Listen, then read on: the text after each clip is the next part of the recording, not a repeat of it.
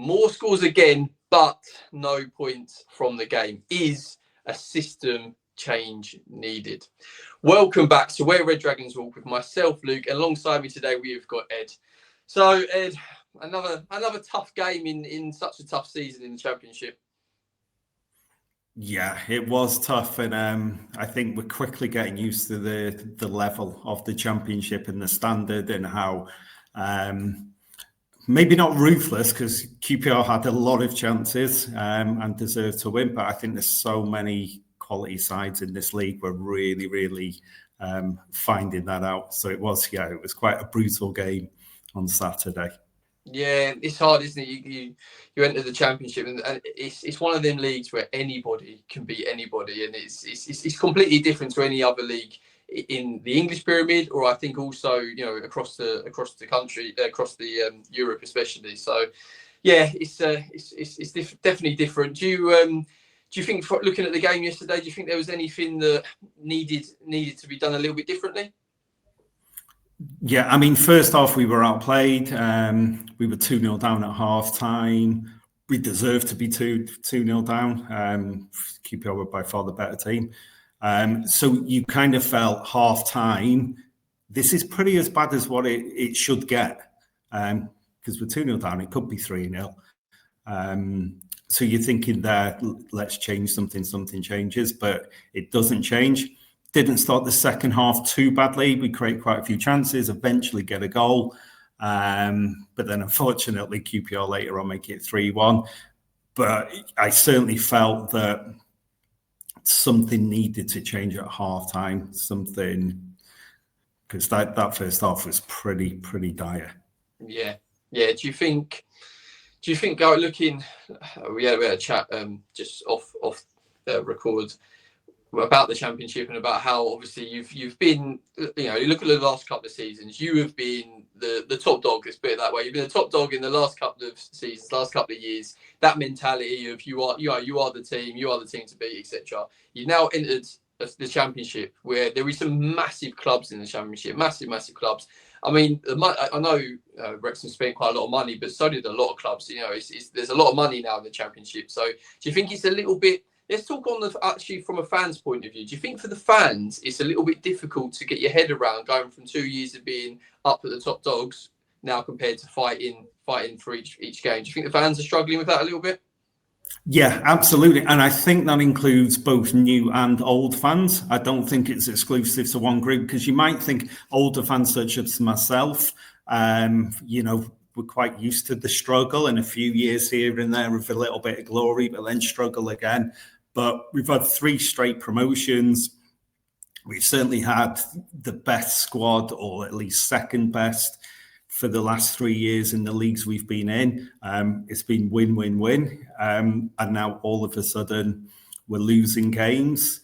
One of the things, though, as well as, you've referred to the Championship being such a tough level and there's so many good teams, absolutely. The other thing that's changed at Wrexham, though, is the jump between the National League and League Two, and then again to League One. We had a core of a team, and then we strengthened with some quality signings, but we still had a core group. You think of your Palmers, your Mullins, who had been there with us in the National League. This team now, it's like a new team. 13 signings. And I wonder now if Parkinson had established this club which is used to winning, and I think there's a lot to be said for momentum. But once you bring 13 new players in, that's different. They've come from all different clubs. Is the winning mentality still there the same? I don't know. Maybe we've lost that momentum, as well as the league being a lot trickier. Yeah, I think that's a very, very good point. You almost probably, from the National League, I think you probably almost got a team together that could compete at League One. So you almost were looking them 2 seasons ahead, wasn't you? So you had that core, the core group for 2 years. And you're right, momentum is so important. It's a mindset thing, and it's so important for for the fans, for the club, for the players, and to have that momentum go all the way through. And now, you've got a new team. A lot of them players are not players that have come on this journey, and it's going to take a little bit of time for them to, one, gel as a team, but also get used to that sort of winning habit and trying to build that sort of mentality in such a tough division. Do you think Parky could do anything different in terms of his setup? Because again, obviously, it's different when you do have a high quality caliber of players in certain divisions. You can play a certain way of football. When you go up, the higher you go up, the harder it gets. You might have to adapt, even if it's just for a season, just to stay in the league, sort of secure your place, and then you can sort of play this more, different sorts of role. Is there anything do you think Parky can try and sort of change it around a little bit to try and get a little bit more secure? I think he can. Will he? I don't think he will. Again, we're set up 5-3-2, which we have been ever since he's taken over.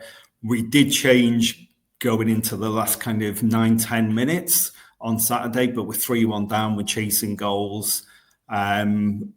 We certainly haven't been in the last few seasons that adaptable, but we've not needed to be. And we've definitely been a team where some of the football has been route one, but we've also been able to, at times, a lot of opposition fans might not agree with me, but at times we've been able to play some good football, but it's always been within this 5-3-2 system. This could be the Achilles heel now in the Championship if we can't adapt.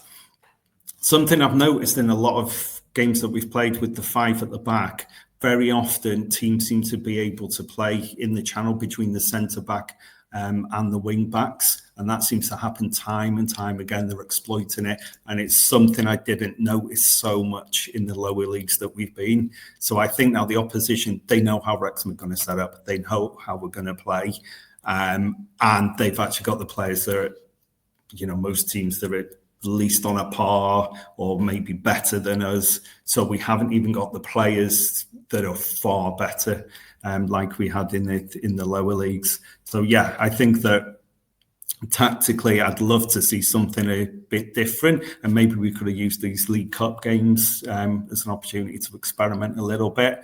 But I don't see him changing. It's not something I foresee. Yeah, which can obviously come at your detriment. I think you made a good point about almost exposing the centre back, the central centre back, and Cody was exposed a lot yesterday, wasn't he? Where there was so much gap between him and the other sort of the right centre back or the left centre back, and that's where QPR did get a lot of joy. Yes, absolutely. I mean, there's some pretty, a couple of goals were pretty weak. I think Cody started the season really, really well. I know he was exposed in a couple of the goals yesterday, and QPR, their attack was so fast. They had some real rapid forward players. So I think pace got exposed. But also, with the goals as well, our keeper maybe could have come off the line a bit quicker. But that exposing the centre backs, it's something that the teams are quicker. They're playing at a faster pace, and they know where there's a little sign of that weakness. It's definitely being exploited now. Yeah, just needs, like I said, a bit more protection. Maybe switching to a back four. So there's less spaces in that sort of back line. But again, will Parky do it? That's the big question. One of the positives though, and we have touched on it on previous shows, but it's Kiefer Moore, and he scores again. I think if you can shut at one end, you've got a goal scorer that can score in this division. He's he's fantastic, and he's probably not. We know him well from Wales. But he's probably not renowned for scoring loads and loads of goals, but he's hit the ground running. He's been absolutely fantastic. And he's had a couple of niggly injuries since he started with us. But yeah, again, he scored, I think it's 3 in a row now that he's scored. So he's been absolutely fantastic. A couple of other players, O'Brien's been a superb signing in midfield. He's played so well so far. And Dobson has stepped up really well. He was a good player for us in League One, but you do question, can people make that step up to the Championship? He's really hit the ground running. So there's positives as well. We're feeling a little bit low at the moment after a fairly indifferent start to the season, but there have been some positives within that as well. And we've got to remember, win the Championship, we didn't think we'd be here. A couple of years ago, we wouldn't have envisaged ever been playing Championship football. So that side of it is absolutely fantastic.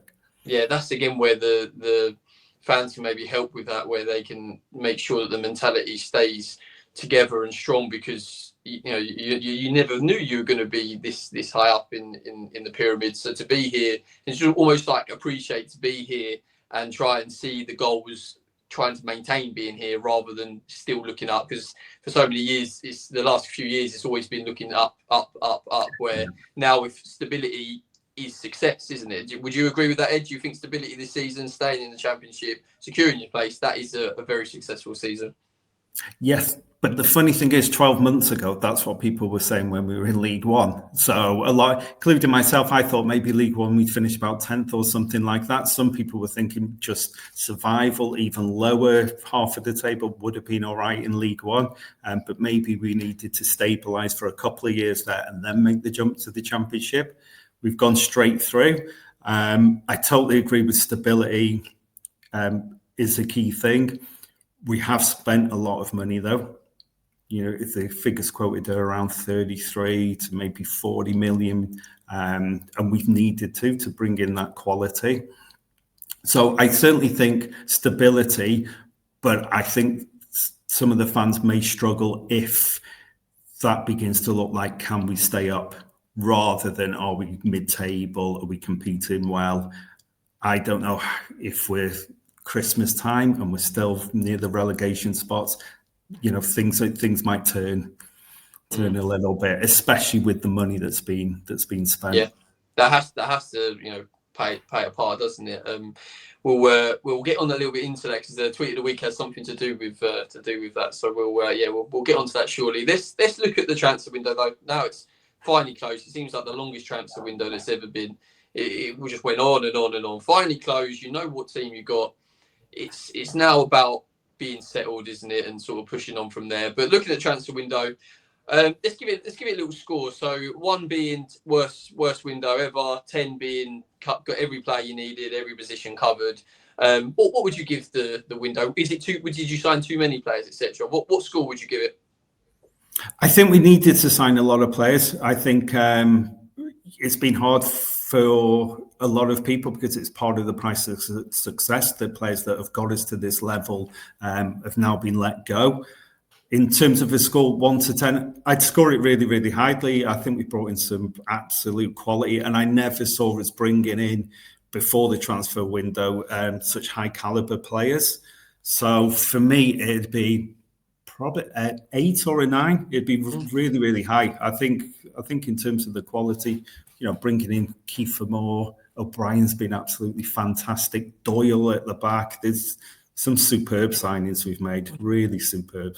I think Doyle, again, once the team sort of gels, you'll see the best of these players. But I think players like Callum Doyle, I mean, Nathan Broadhead, obviously, he's been injured, but once he gets back to full fitness, he's another player that can make a difference, especially in the Championship. So, yeah, there's, like I said, there is positives there. It's just you got to stick with it. You got to stick with the team, stick with what you're doing, and and go from there. Right, on to a tweet of the week. So let me get it up. So it is to do with sort of almost on the same sort of bracket as stability, etc. Did Wrexham think they were just going to skip through the English Championship like they did in lower leagues? That is the statement, not from a Wrexham fan, from obviously a rival fans. And I think it's a question that you deserve to answer. So you didn't think that, did you? You thought you were you were under no illusion that the Championship is a very hard league. Absolutely. If I go back to earlier in the year, whilst we were still in League One pushing for promotion, there were a lot of Wrexham fans who thought that we needed to wait before making the jump up because the jump up is so vast to the Championship. I don't know any Wrexham fan that thought we'd just walk through the Championship. I've not come across that at all. There may be fans who thought we could compete, maybe go towards the playoffs, but we were under no illusions. A lot of us thought the jump up from League Two to League One would have took a couple of years. This jump up it's a huge, and a lot of the Wrexham fan base are very, very knowledgeable. They know their football, so they know how big a jump this is into the Championship. So I don't think anyone thought we'd be flying through the league. The problem is now, though, is we are losing a couple of games. It is very, very early doors, but there is behind the scenes, there's some rumours that the owners have maybe already talking to Parkinson. about things. So although we didn't think we skipped through the leagues, the money that's been outlaid, I think now we're here, then we probably expect to be a little bit higher than 21st we sit at the moment. Yeah. So we have actually got 2 tweets a week. So the next one is the last one is actually what you just mentioned, and it says Parky ... with the eyes. So is it too early to get rid of him now? But when are we looking? You mentioned earlier about Christmas time. Do you think Christmas time comes still in the same position? Then do you think Parky would move on? Yeah, I think he's going to be under pressure because, as you said before, we're a team that's used to winning. So a lot of fans are used to seeing winning football. So very quickly, just at home, we lost on Saturday. Sheffield Wednesday, we were lucky. So already people are attending the home games. They're not used to seeing us draw, lose. It's used to winning football. We're very, very early. A guy that's got you 3 promotions has got to be given some time. And as you've said, with so many players, with 13 players, it's got to have time to gel. So I think there's got to be a little bit of time for give this a chance, see if the players can gel together. A couple of the injuries will be coming back, players like Windass, Rathbone as well. They're meant to be very, very close to coming back. So it does need time. I know I said Christmas before. I think it really depends how we're doing. If we lose the next 3 matches in a row, there's going to be a lot of disgruntled people pretty quickly. But hopefully that won't happen. We had a good performance at Millwall, got the 3 points there. So Norwich away, tough game next week, but you never know. We're very, very unpredictable at the moment. We might go to Norwich and win, and then I'm here next week with how great everything is. Well, I am predicting you are going to go and absolutely smash Norwich. So that's my prediction. Maybe a bit humble, but that's also my prediction. So let's hope we 1-0 will do. We see you here next week talking about 3 points. So thank you very much for today, Ed. Thank you everybody for watching. Please like